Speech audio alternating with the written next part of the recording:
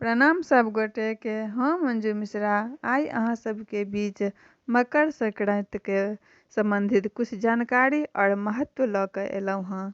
तऽ चलू सब गोटा सुनै जाय। ओहिसँ पहिने अगर अहाँ सब हमरा चैनल पर नया छी तऽ हमरा चैनल के सब्सक्राइब कऽ लिअ।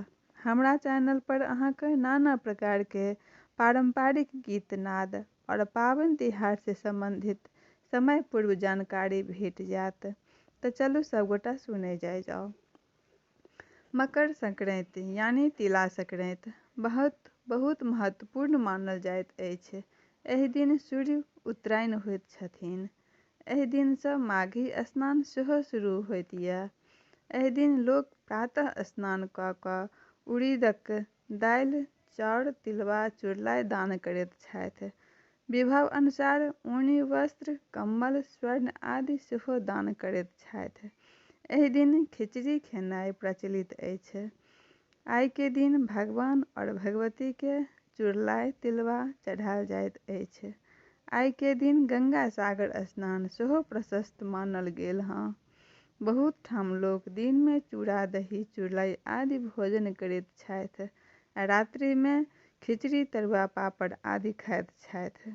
बहुत ठाम लोग चुरलाई तिलबा चूड़ा दही जलपान कऽ कऽ दोपहर के खाना में खिचड़ी भोजन करैत छथि।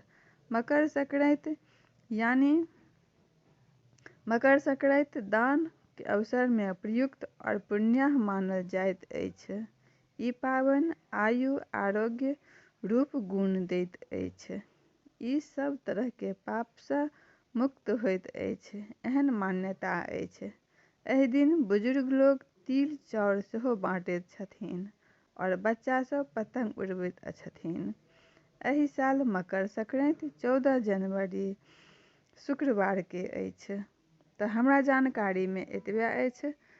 अगर किछु छूटि गेल हैत तऽ हमरा माफ करब। फेर मिलै छी अगिला वीडियो में। ताबत तक जय मिथिला जय मैथिली।